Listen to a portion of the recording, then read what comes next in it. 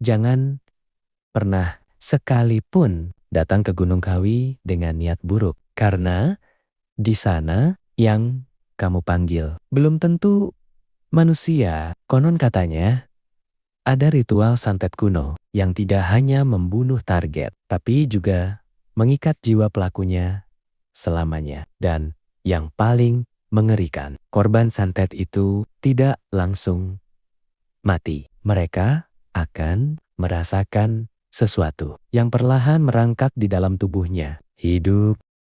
Malam itu, kabut turun lebih cepat dari biasanya di lereng Gunung Kawi. Desa Wonosari yang biasanya sunyi terasa lebih dingin. Bukan karena angin, tapi karena sesuatu yang tak terlihat. Di sebuah rumah kayu tua, seorang pria bernama Ardi duduk termenung. Matanya cekung. Tidurnya tak pernah nyenyak selama 3 malam terakhir. Karena setiap kali ia terpejam, ia melihat sosok itu, perempuan tua dengan rambut panjang kusut, berdiri di sudut kamar, tersenyum, dan lebih parahnya, senyuman itu selalu semakin dekat. Ardi bukan orang biasa. Ia datang ke Gunung Kawi 2 minggu lalu dengan satu tujuan, balas dendam. Dulu, hidup Ardi hancur karena satu orang, Rangga, mantan sahabatnya sendiri. Bisnis bangkrut, keluarga pergi, nama baiknya dihancurkan. Dan sejak saat itu, Ardi hanya punya satu keinginan. Gue nggak mau dia mati cepat. Gue mau dia hancur pelan-pelan. Dan dari situlah ia mendengar satu nama, Gunung Kawi. Di malam pertama ia tiba. Ardi bertemu dengan seorang pria tua. Namanya tidak jelas. Orang-orang hanya memanggilnya Mbah Suro. Tatapannya kosong, tapi seperti bisa melihat isi kepala orang. Datang ke sini. Pasti ada yang kamu inginkan, kata Mbah Suro. Ardi tidak ragu. Gue mau santet. Yang paling kuat, hening. Lalu Mbah Suro tertawa pelan. Semua orang mau kuat, tapi gak semua siap bayar harganya. Ritual dimulai tengah malam. Lokasinya bukan di pemakaman, bukan di gua, tapi di sebuah tempat tersembunyi di hutan Kawi. Tempat itu tidak ada di peta. Di sana tanahnya hitam, bau amis seperti darah lama. Dan di tengahnya ada lingkaran batu. Mbah Suro menggambar simbol aneh dengan darah ayam. Lalu ia berkata, kalau kamu lanjut, kamu gak bisa mundur. Ardi mengangguk tanpa tahu bahwa sejak detik itu hidupnya sudah bukan miliknya lagi.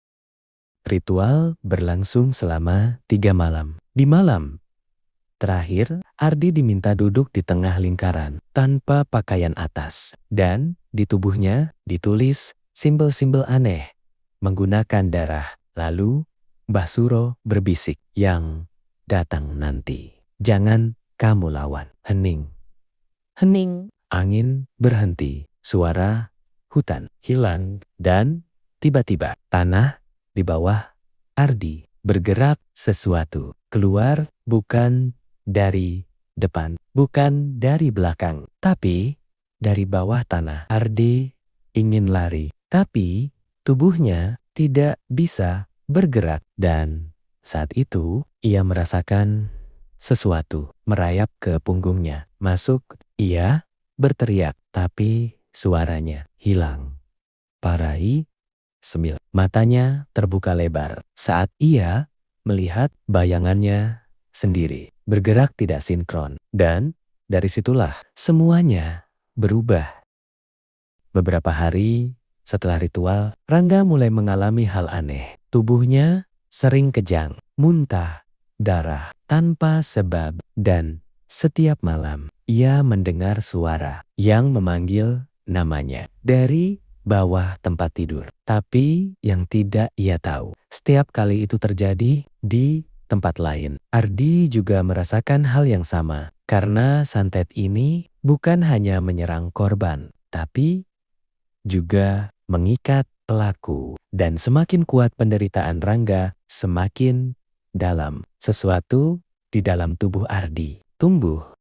Malam itu, Rangga ditemukan tewas. Tubuhnya kaku, matanya terbuka, dan dari mulutnya keluar tanah hitam. Orang bilang santet berhasil, tapi di sisi lain Ardi menghilang. Rumahnya kosong, tapi ada satu hal yang aneh. Di dinding kamar terdapat bekas goresan. Banyak sekali, seperti seseorang mencoba keluar dari dalam. Dan di lantai ada satu tulisan dengan darah. Ini belum selesai. Karena sebenarnya yang keluar malam itu bukan kematian, tapi sesuatu yang sekarang mencari tuan baru. Di Gunung Kawi, santet bukan sekadar ilmu. Ia adalah perjanjian nama. Dan sekali nama kamu sudah diterima, kamu tidak lagi dipanggil sebagai manusia, tapi sebagai wadah. Dan malam itu Ardi baru sadar bahwa yang dia panggil bukan untuk membunuh Rangga, tapi untuk hidup di dunia ini.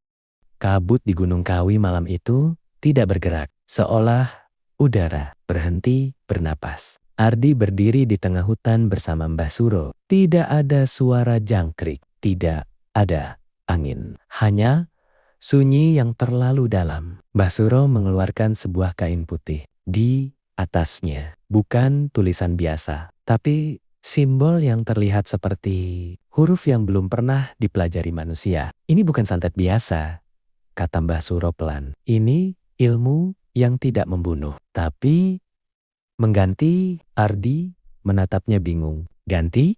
Apa? Mbah Suro tidak langsung menjawab. Ia hanya menunjuk dada Ardi. Ganti yang di dalam sana. Lalu ritual dimulai.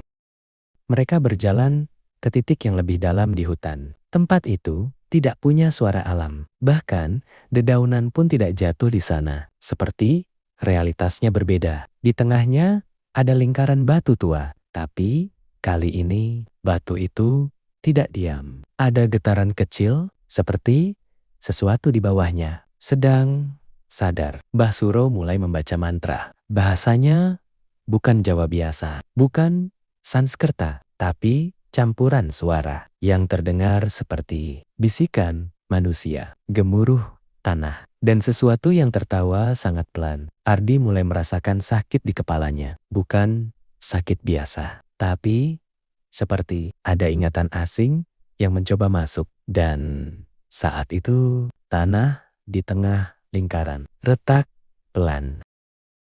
Dari retakan itu keluar cahaya gelap. Bukan terang, bukan hitam, tapi sesuatu yang membuat mata sulit fokus. Ardi mundur, tapi tubuhnya tidak bisa. Seolah ada sesuatu yang memilih dia untuk tetap di sana. Lalu suara itu muncul, bukan dari udara, tapi langsung di dalam kepala Ardi. Sudah lama kamu dipanggil. Ardi terdiam. Siapa kamu? Tidak ada jawaban. Hanya tawa kecil. Seperti seseorang yang sudah mengenal Ardi jauh lebih lama dari dirinya sendiri. Mbah Suro langsung menunduk. Wajahnya berubah. Untuk pertama kalinya, ia terlihat takut. Dia sudah bangun, bisiknya.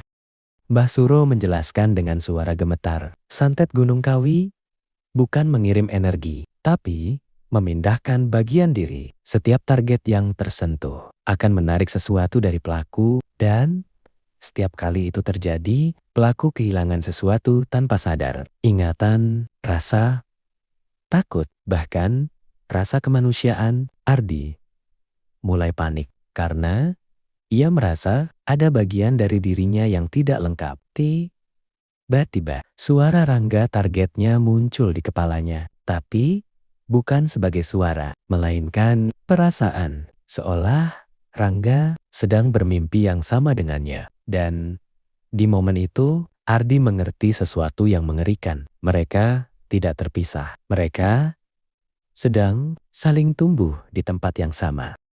Tanah yang retak semakin besar. Cahaya gelap itu naik seperti asap hidup, dan dari dalamnya muncul bayangan bentuk manusia, tapi tidak stabil, seperti tubuh yang belum selesai dibuat. Dan suara itu berbicara lagi. Kali ini lebih dekat, lebih jelas. Kamu yang membuka pintu. Ardi terpaku karena saat itu dia sadar sesuatu. Santet ini bukan miliknya, bukan milik Mbah Suro, bukan milik siapapun. Ini adalah sesuatu yang sudah lama menunggu dibangunkan.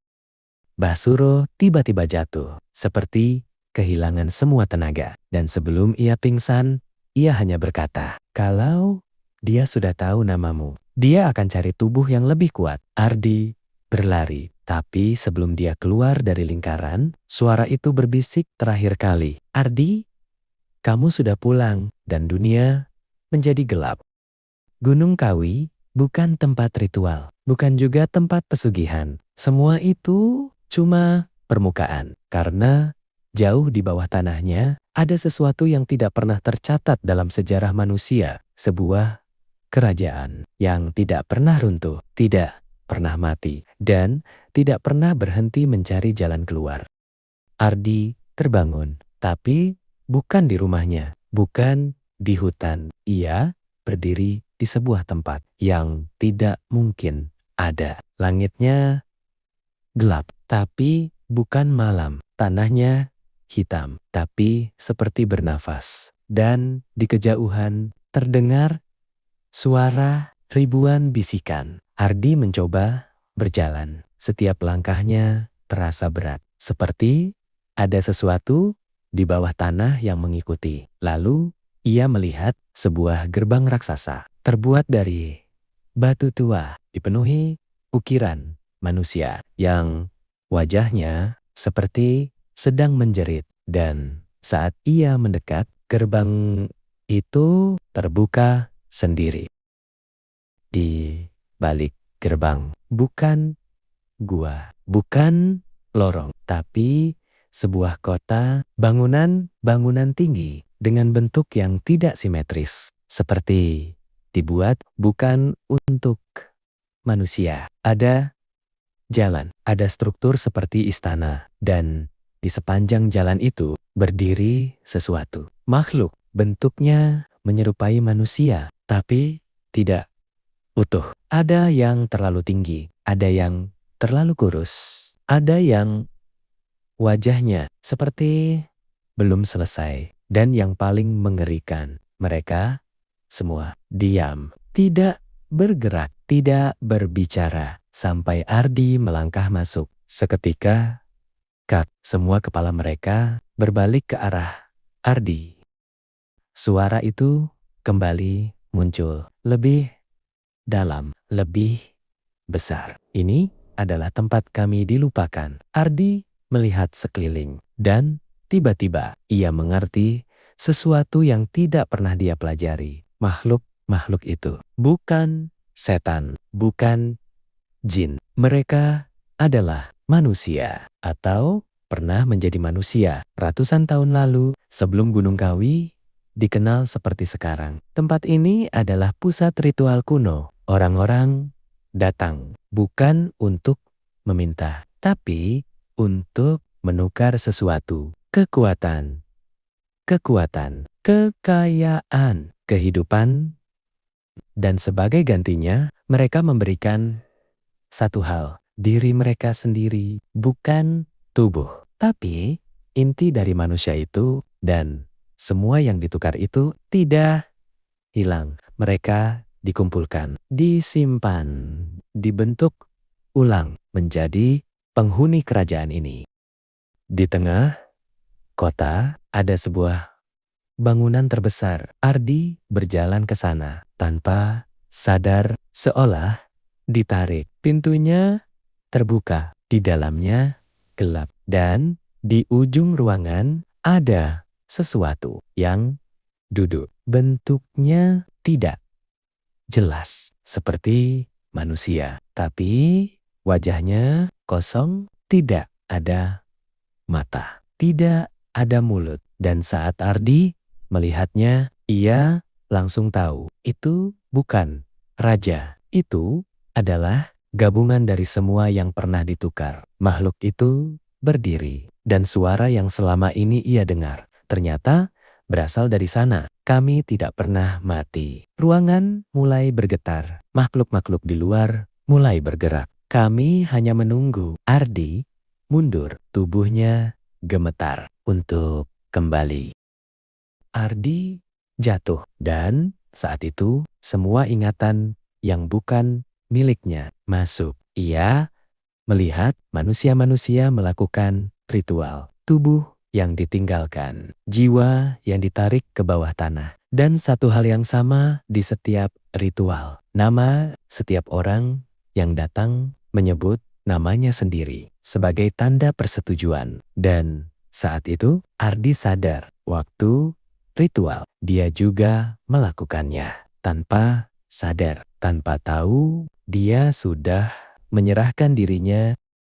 Makhluk tanpa wajah itu mendekat, tidak berjalan, tapi tiba-tiba sudah di depan Ardi. Lalu, untuk pertama kalinya muncul sesuatu di wajahnya. Sebuah celah seperti mulut yang baru dibuat. Dan dari dalamnya keluar suara yang sangat pelan. Kamu akan jadi pintu kami. Ardi berteriak dan ia terbangun di kamarnya. Tapi ada satu hal yang berubah di cermin. Bayangannya tidak mengikuti, dan dari pantulan itu ia melihat sesuatu berdiri di belakangnya. Bukan manusia, tapi salah satu dari mereka.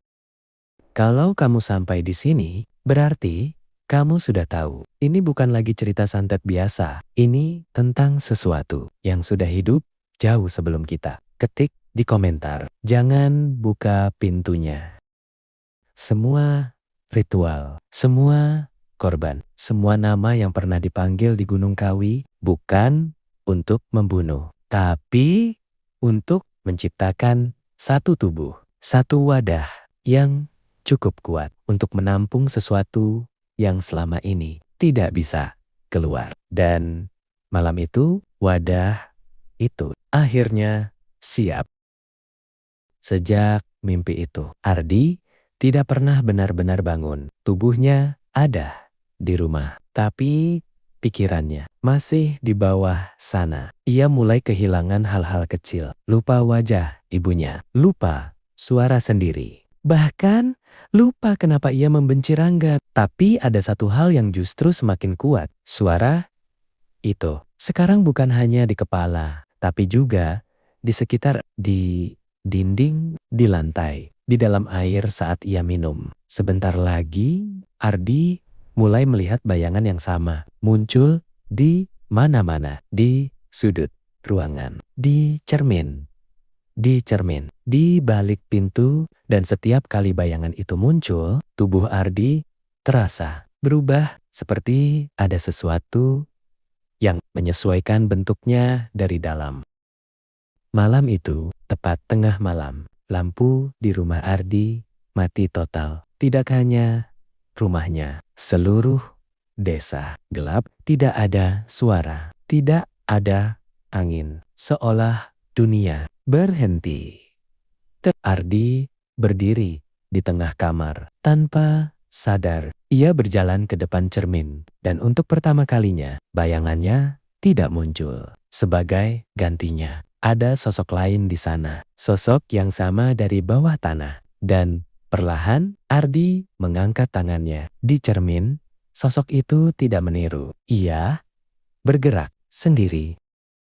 Tiba-tiba Ardi jatuh berlutut. Tubuhnya gemetar, bukan karena sakit, tapi karena ada sesuatu yang tidak muat lagi di dalamnya. Suara itu kini terdengar jelas. Bukan satu, tapi ribuan. Buka, buka, buka. Dan saat itu Ardi membuka mulutnya. Tapi yang keluar bukan suara manusia, melainkan gema panjang seperti lorong yang tidak berujung. Cermin di depannya retak, dan dari retakan itu sesuatu mulai keluar. Bukan keluar dari cermin, tapi keluar dari Ardi, bayangan itu menarik dirinya sendiri ke dunia nyata. Perlahan, tabluna membentuk tubuh. Dan setiap detik yang lewat, Ardi semakin kosong. Saat semuanya berhenti, sesuatu itu berdiri di depan Ardi. Bentuknya manusia, sempurna, tidak cacat, tidak aneh, tapi justru itu yang salah. Terlalu sempurna, terlalu tepat, seperti manusia yang dibuat ulang tanpa kesalahan. Makhluk itu menoleh, menatap Ardi, dan tersenyum. Untuk pertama kalinya, senyuman yang benar-benar manusia. Akhirnya, Ardi mencoba bergerak, tapi tubuhnya tidak merespon. Karena sekarang itu bukan lagi tubuhnya. Makhluk itu melangkah, dan setiap langkahnya, lantai seperti menerima kehadirannya. Seolah dunia ini memang sudah menunggunya. Keesokan harinya, desa kembali normal. Lampu menyala, orang-orang beraktivitas, dan Ardi terlihat seperti biasa. Ia berjalan, ia berbicara, ia bahkan tersenyum ke tetangga. Tidak ada yang aneh, kecuali satu hal. Orang-orang mulai mengalami hal yang sama seperti Rangga dulu. Mimpi yang sama, suara yang memanggil nama mereka, bayangan di sudut mata. Dan setiap kali itu terjadi, Ardi selalu ada di dekat mereka. Selalu melihat, selalu tersenyum. Beberapa minggu kemudian, orang-orang mulai hilang. Bukan mati, bukan pergi, tapi seperti tidak pernah ada. Dan di setiap rumah kosong, selalu ada satu hal yang sama, cermin yang retak. Dan di balik retakan itu, kadang terlihat sesuatu yang bergerak, menunggu. Karena ternyata yang keluar dari Gunung Kawi malam itu bukan satu, tapi pintu. Dan sekarang pintu itu berjalan di antara manusia. Kalau kamu masih dengar sampai sini, coba lihat sekeliling kamu sekarang. Kalau ada cermin di dekatmu, jangan terlalu lama menatapnya. Karena kalau bayanganmu telat bergerak sedikit saja, mungkin itu bukan kamu lagi.